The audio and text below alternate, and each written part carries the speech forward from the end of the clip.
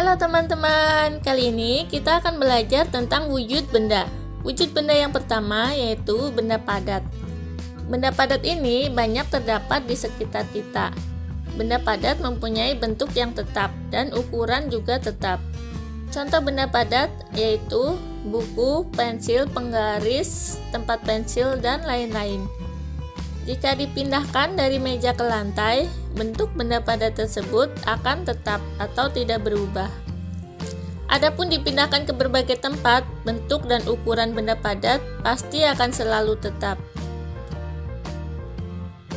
Wujud benda yang kedua yaitu benda cair. Benda cair ini berbeda dengan benda padat. Bentuk benda cair menyerupai bentuk wadahnya. Contohnya, jika air dipindahkan ke gelas, maka bentuknya akan seperti gelas. Dan jika dipindahkan ke botol, bentuknya akan menyerupai wadahnya, yaitu botol. Tapi, walaupun telah dipindahkan, volume benda cair tersebut akan selalu sama. Hanya bentuknya saja yang berubah. Ini berarti benda cair sifatnya selalu berubah bentuk sesuai dengan wadahnya. Kemudian yang ketiga adalah benda gas. Bagaimana dengan benda gas? Bisakah kamu melihat dan menyentuhnya? Oke, mari kita perhatikan balon. Bagaimana bentuknya? Balon berbentuk bulat, padahal di dalamnya terlihat kosong. Padahal di dalam balon itu adalah berisi udara. Udara merupakan benda gas. Gas tidak bisa dilihat dan disentuh, namun gas bisa menempati ruang. Sesuatu yang menempati ruang berarti memiliki volume. Gas memiliki volume meskipun tidak dapat dilihat dan disentuh. Volume dan bentuk benda gas juga berubah-ubah.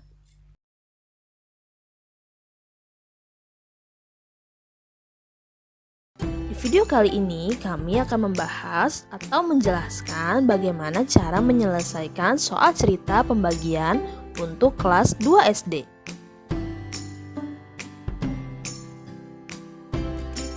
Selain perkalian, pembagian juga memiliki kata kunci, sehingga dapat memudahkan teman-teman semua dalam menyelesaikan soal cerita pembagian. Untuk mengerjakan soal cerita pembagian, teman-teman harus memahami langkah-langkah yang harus dilakukan.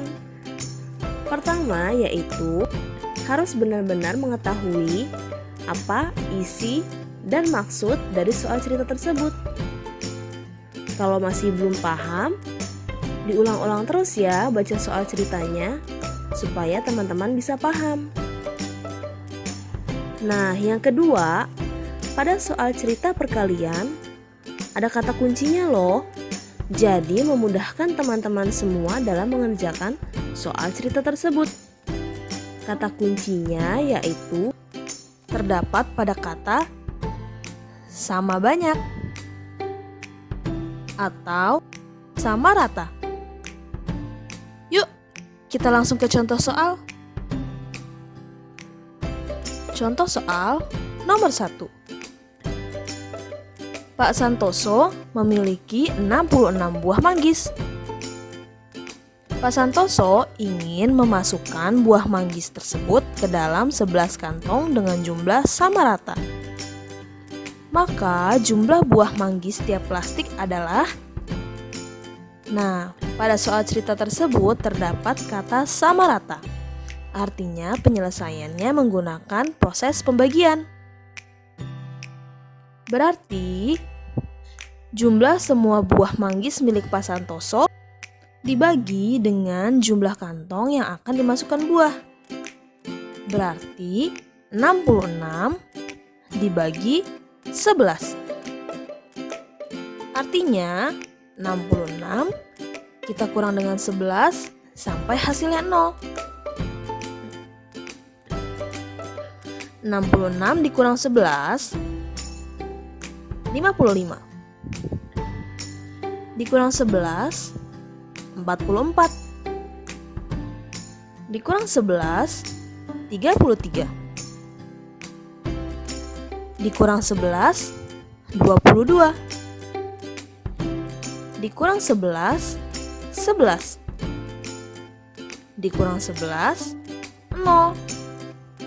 Nah, sudah sampai 0 ya teman-teman. Artinya proses pembagiannya sudah selesai. Berarti 66 dibagi dengan 11 hasilnya adalah 6. Maka jumlah buah manggis setiap plastik adalah 6 buah.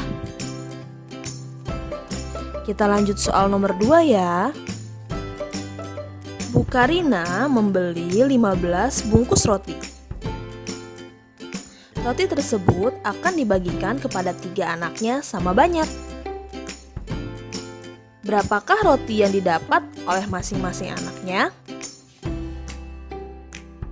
Pada soal cerita tersebut terdapat kata sama banyak, berarti prosesnya menggunakan pembagian juga.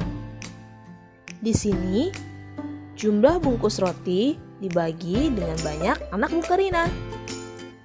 Berarti 15 bungkus roti dibagi 3. 15-nya kita kurang dengan 3 sampai hasilnya 0.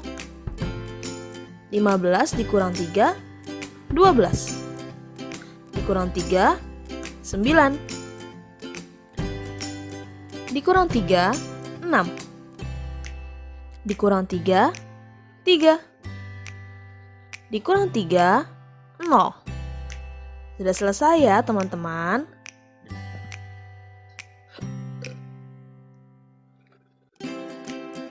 Berarti 15 dibagi 3 hasilnya adalah 5. Artinya masing-masing anak Bu Karina mendapatkan 5 bungkus roti. Kita lanjut ke soal nomor 3 ya. Soal terakhir. Bayu mempunyai 49 kelereng. Bayu ingin memasukkannya ke dalam 7 kotak secara sama rata. Jadi jumlah isi setiap kotak adalah, terdapat kata sama rata ya teman-teman.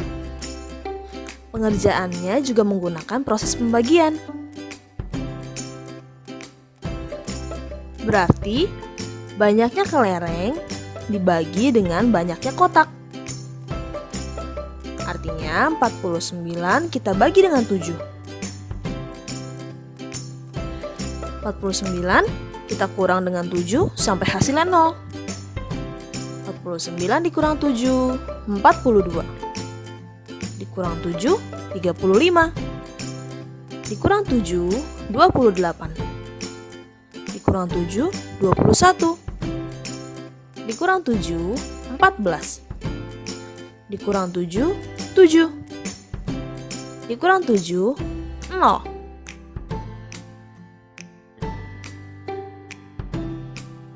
Artinya 49 dibagi 7 hasilnya adalah 7.